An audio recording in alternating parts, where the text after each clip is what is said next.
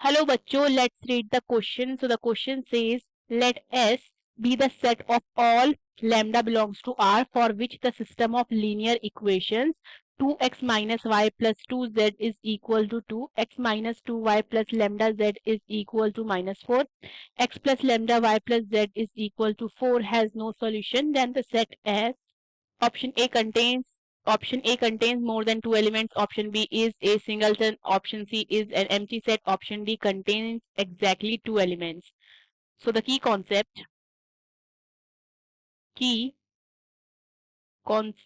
of this question is, देखो, अगर हमारे पास सिस्टम ऑफ लीनियर इक्वेशंस होता है, ठीक है, अगर हमारे पास गिवन है system of linear equations, so for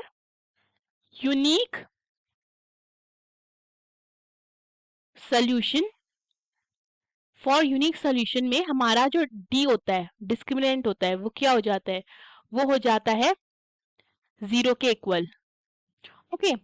and second thing जो हमें याद रखनी है, अगर हम D1 निकालें या D2 निकालें या DT निकालें, ठीक है, D3 निकालें, सो इन तीनों में से any one should be non zero. Any one should be non zero. इसका क्या मतलब हुआ? अगर हमारा यूनिक सॉल्यूशन होता है, हमारा डिस्क्रिमिनेंट क्या होगा? 0 के इक्वल निकलेगा. और अगर हमारा D1 D2 0 आ रहे हैं तो हमारा D3 क्या आएगा? नॉन जीरो आएगा. अगर हमारा D2 D3 क्या आ रहा है? 0 आ रहे हैं तो हमारा D1 क्या आएगा? नॉन जीरो आएगा. अगर हमारा D1 D3 0 आ रहे हैं तो हमारा वहां पे D2 क्या हो जाएगा? नॉन जीरो हो जाएगा. तो जब भी यूनिक सोल्यूशन होता है, इनमें से एक हमारा क्या हो जाता है? नॉन जीरो हो जाता है. फाइन. सो क्वेश्चन में हम क्या करते हैं? सबसे पहले हम क्या फाइंड कर लेते हैं? क्वेश्चन में हम सबसे पहले डिस्क्रिमिनेंट फाइंड कर लेते हैं, विच इज इक्वल टू, ये हो जाएगा हमारा डिस्क्रिमिनेंट विद एलिमेंट, यहाँ आएगा A1 A2 A3, ये हो जाएगा B1 B2 B3, ये हो जाएगा C1 C2 C3 and it is equal to 0. ठीक है. A1 देखते हैं, हमारा A1 कितना है? A1 है हमारा 2, B1 कितना, A2 है 1 एंड A3 कितना है हमारा? यहाँ से 1 हो जाएगा. ठीक है. एंड B1 कितना हो जाएगा? -1, B2 हो जाएगा -2, B3 हो जाएगा लैम्डा, C1 हो जाएगा 2, C2 हो जाएगा लैम्डा, C3 कितना हो जाएगा?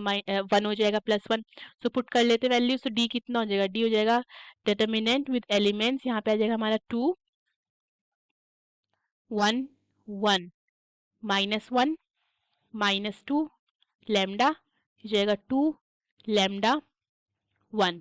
ठीक है, इज इक्वल टू 0. सो यहाँ से कितना हो जाएगा? 2. ठीक है. एंड -2 मल्टीप्लाई बाय 1 तो -2 हो जाएगा, minus lambda multiply by lambda कितना हो जाएगा? लैम्डा स्क्वायर हो जाएगा. ठीक है.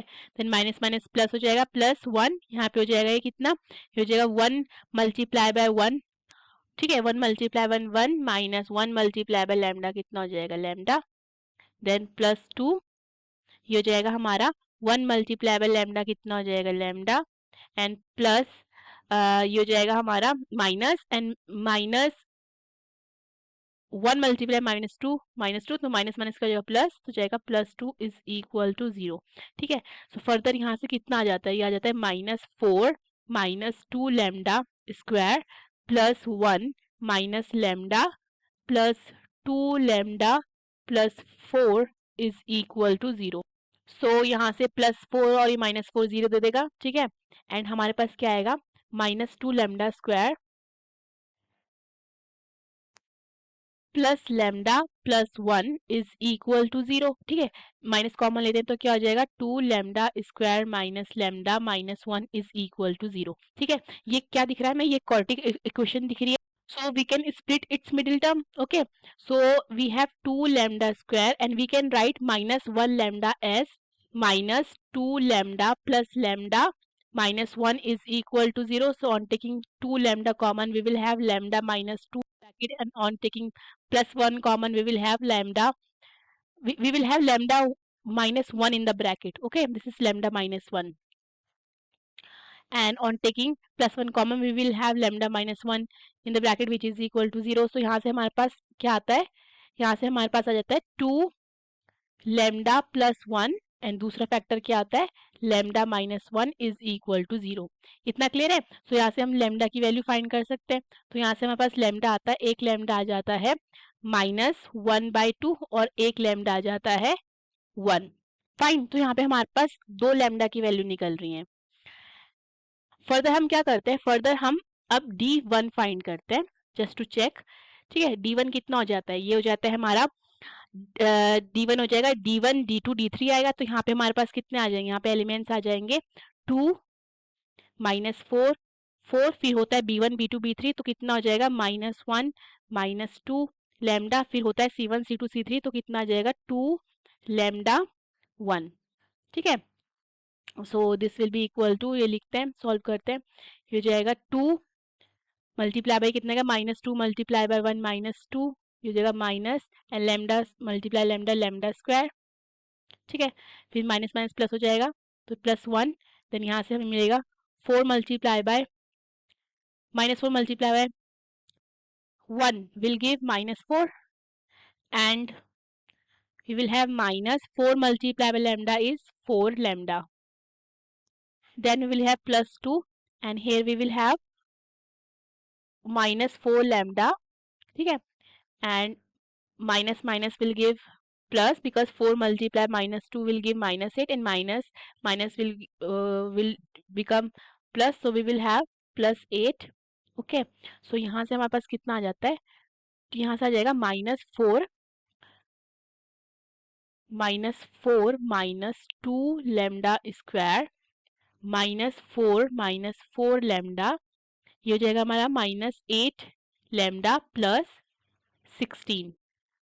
फाइन, सो यहाँ से ये क्या हो जाता है हमारा, यहाँ से फर्दर हम इसे लिख सकते हैं -2 lambda square and we will have -4 lambda -8 lambda will give -12 lambda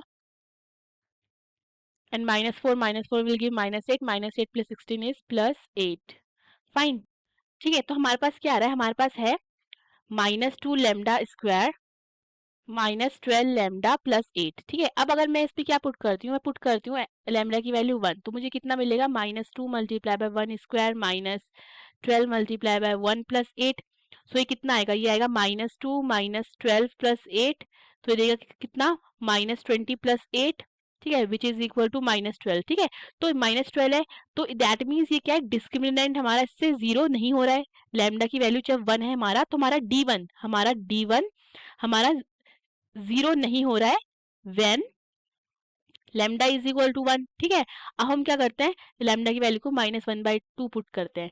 ठीक है, सो ये हो जाएगा हमारा -2 मल्टीप्लाई बाय -1/2 का स्क्वायर -12 मल्टीप्लाई बाय -1/2, हो जाएगा +18, sorry +9, here we have +8। Okay, +8, सो ये कितना देगा -2 मल्टीप्लाई बाय 1/4, ये हो जाएगा 2 6 टाइम्स इज 12 तो जाएगा +6 +8, तो यहाँ से कितना आ जाता है 2 2 ज़ा 4, तो ये आ जाता है -1/2 एंड 6 + 8 विल गिव 14।